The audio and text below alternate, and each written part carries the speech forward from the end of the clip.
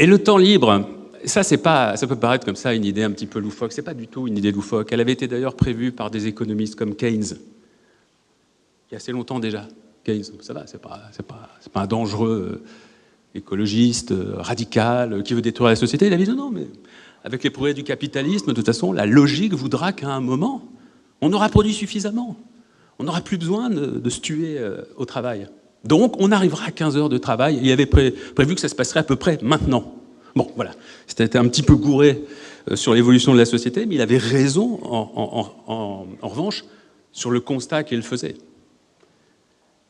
C'est un vieux modèle complètement dépassé que d'imaginer toujours nous parler de plein emploi, plein emploi, plein emploi. Oui, ça c'est quand on n'a pas d'imagination, quand on ne pense pas à la société. Mais ça n'est absolument pas adapté à la réalité d'aujourd'hui et aux possibilités de demain. Et notamment, c'est de se dire que tout à coup, on ne travaille plus que 15 heures par semaine. Mais c'est notre vie d'humain qui change complètement.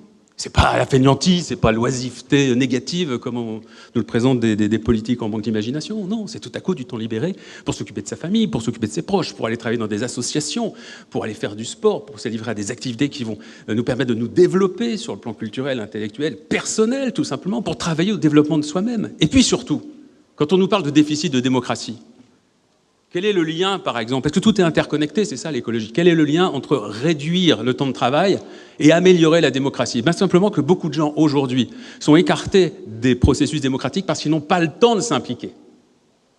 Vous savez toutes et tous, s'informer, s'impliquer, ça demande énormément de temps. Et quand on a travaillé 40 heures dans sa semaine, qu'on rentre chez soi, qu'on a s'occuper de sa famille, qu'on a des tâches ménagères, et ainsi de suite, on n'a souvent pas un temps énorme à la fois pour lire des journaux, à la fois pour aller se renseigner sur ce qui se passe dans sa commune, se dire, tiens, moi ça m'intéresserait d'être sur une liste, etc., pour suivre également les grands débats nationaux, qui sont parfois très techniques. Si tout à coup, vous ne travaillez plus que 15 heures ou 20 heures, allez, même 20 heures par semaine, ce temps libéré-là va vous aider à devenir des citoyens engagés et concernés. Alors que tout est fait dans le système actuellement pour que vous ne soyez pas précisément impliqués dans les décisions de ce pays. On l'a bien vu aux dernières législatives, on va en reparler dans quelques instants.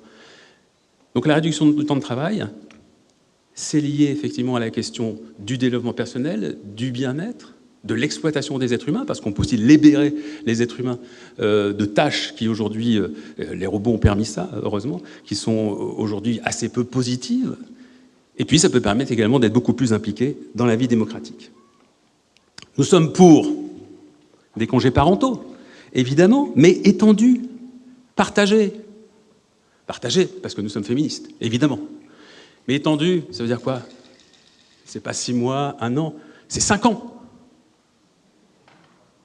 Oui, 5 ans de congé parental, de libre choix évidemment, si on n'a pas envie de les prendre, on ne les prend pas, mais que cette possibilité existe pour permettre de garder le lien avec son enfant quand il est dans sa plus petite enfance le plus longtemps possible.